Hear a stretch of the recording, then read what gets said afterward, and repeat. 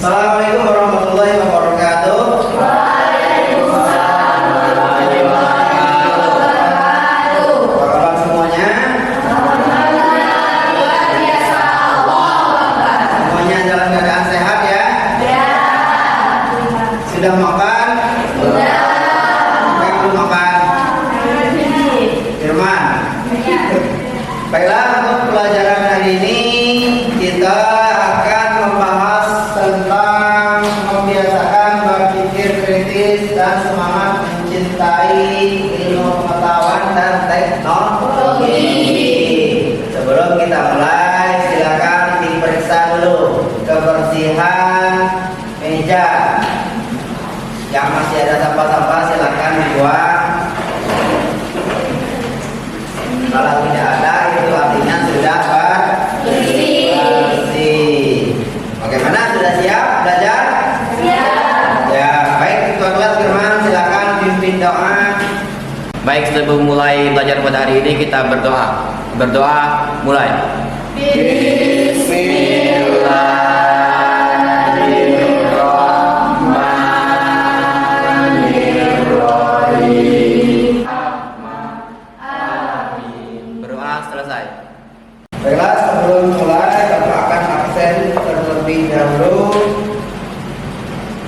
Alimi, Aril, Firmansyah, Fitri, Khairunisa, Imelda.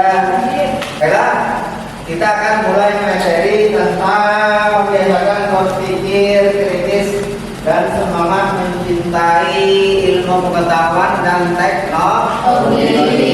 Sebelum kita mulai, kira-kira apa pengertian dari berpikir kritis? Kita semua mempunyai pikiran. Mengertikah kita tentang arti dari berpikir itu sendiri? Ayo, siapa yang bisa jawab? Berpikir. Berpikir kritis merupakan kemampuan seseorang dalam menganalisis permasalahan serta ide atau gagasan ke arah yang lebih spesifik untuk mencari solusi sesuai nalar dan pengetahuannya. Selain Lucy, silakan ada lagi yang bisa menjawab pengertian berpikir kritis. Ya, Kakak. Berpikir kritis merupakan proses berpikir intelektual di mana pemikir dengan sengaja menilai kualitas pemikirannya. Pemikir menggunakan pemikiran yang relatif, independen, jernih, dan rasional. Ya, tepuk tangan dong. Maya. Baiklah, ada dua yang kita dapat tentang pengertian berpikir kritis dari teman-teman kalian. Yang pertama, berpikir kritis adalah Merupakan kemampuan seseorang dalam menganalisis permasalahan. Nah, yang pertama, berpikir kritis pengertiannya adalah kemampuan seseorang menganalisis permasalahan. Yang kedua, Proses berpikir intelektual di mana pemikir dengan sengaja menilai kualitas pemikirannya. yang kedua adalah proses berpikir secara intelektual.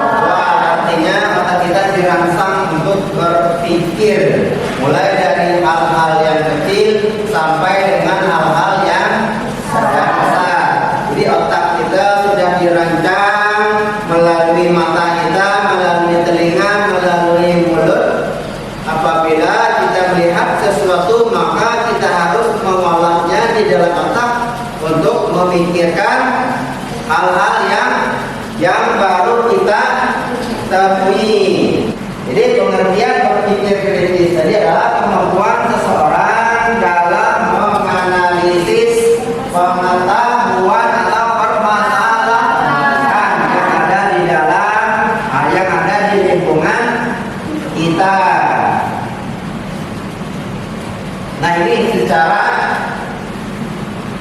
bahasa Arab. Kalau bahasa Arab artinya al-fikru, artinya kekuatan yang menembus suatu objek sehingga menghasilkan pengetahuan. Katanya ilmu, artinya pengetahuan didukung dengan bukti-bukti yang kuat. Ada zon atau dugaan. Inilah yang disebut dengan analisis. Yang ketiga, syak, artinya ragu, masih ragu-ragu. masih benar atau salah. Yang ketiga keempat adalah wakan. Jika didukung dengan bukti. Nah, buktinya apa? Kita lihat di internet bukti bahwa rendang kita itu sudah mendunia.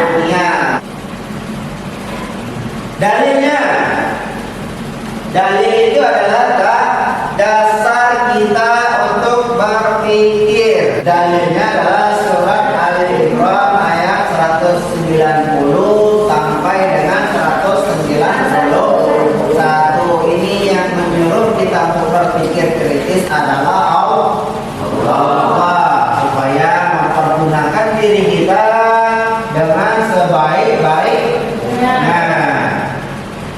Siapa yang bisa membaca surat Al-Imran ayat 190 sampai dengan 191? Saya Pak. Ya. Bismillahirrahmanirrahim. Inna fi khalqis samawati wal ardi wa ikhtilafil laili wan nahar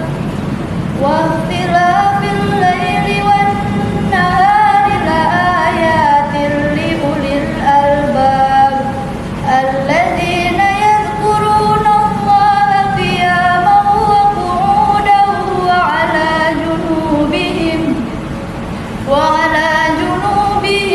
yatafakkaruna fi khalqis samawati wal ardi Rabbana ma khalaqta hadza batila subhanaka faqina adzaban nar. Shadaqallahul azim.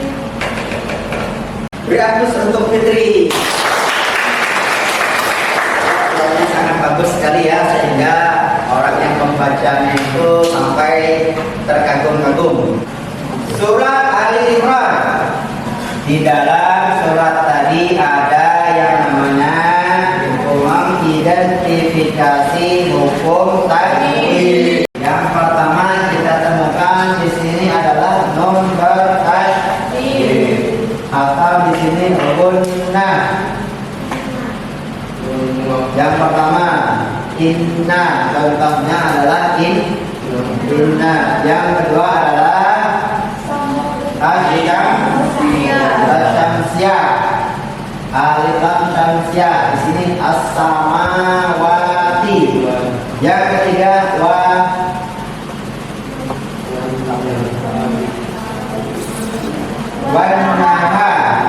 wan nahari. Artinya di sini matawi. Nah, di sini sudah jelas hukum-hukum bacaan. Artinya kenapa harus ada hukum bacaan tajwid? Kenapa harus ada hukum bacaan tajwid? Supaya kita bisa membaca Al-Quran dengan tartil. Nah, ini berpikir kritis. Hasil tadi perintah Allah jelas. Allah memerintahkan dalam surat Al-Imran ayat 190 sampai dengan 191. Harusnya tentunya kita harus ini adalah ilmuwan yang berhasil mengamalkan surat Al-Imran tersebut. Nah, selanjutnya ulama Indonesia. Saya bilang ulama Indonesia tidak ada yang berhasil. Nah, selanjutnya setelah pemaparan materi, Bapak akan memberikan sedikit tugas yang berhubungan dengan membiasakan berpikir kritis dan semangat mencintai ilmu pengetahuan dan teknologi. Baiklah, silakan buka Android masing-masing yang sudah Bapak kirimkan. Di situ tertulis bagaimana cara kita agar semangat mencintai ilmu pengetahuan dan teknologi. Nah, silakan Androidnya dibuka pada masing-masing, silakan dicari Nanti setelah menemui informasi tersebut akan kita presentasikan.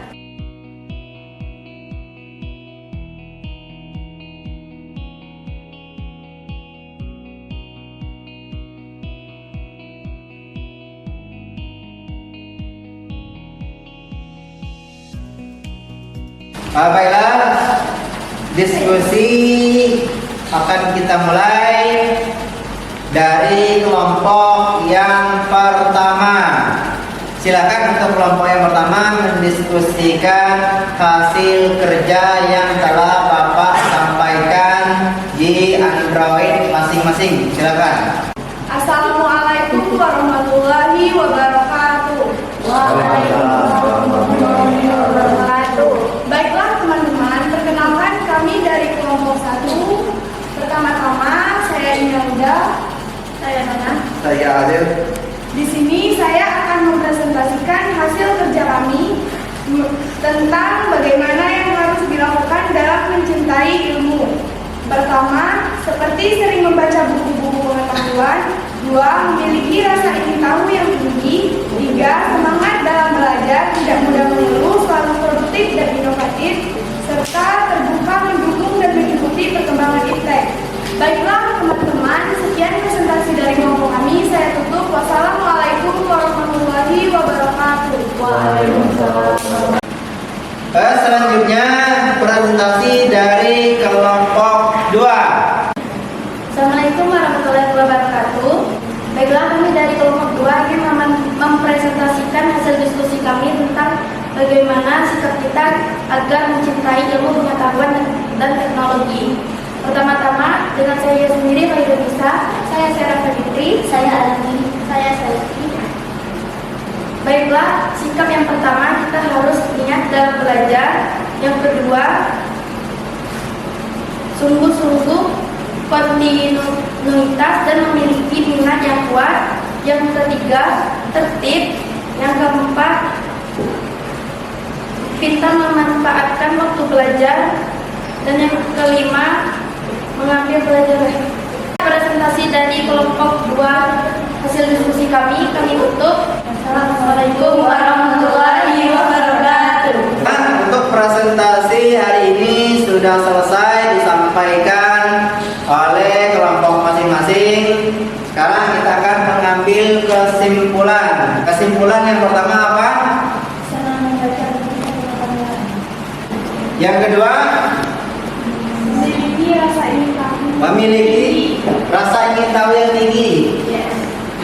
Yang ketiga, Memiliki niat yang sungguh dalam belajar. sungguh-sungguh.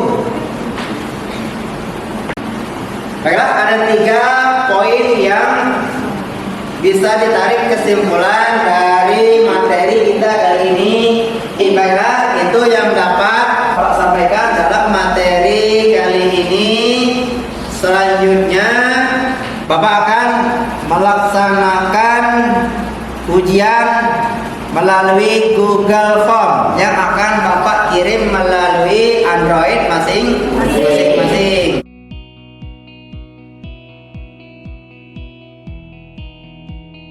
Baiklah, waktunya sudah habis. Silakan jawabannya segera dikirim ke link melalui Google Form yang telah Bapak sediakan. Untuk materi, mengingatkan materi minggu depan yaitu tentang bukti beriman kepada Allah, yaitu diantaranya memenuhi janji. Silakan untuk ketua kelas pimpin doa. Sebelum mengakhiri kelas pada hari ini, kita berdoa terlebih dahulu. Berdoa, mulai. Bismillah.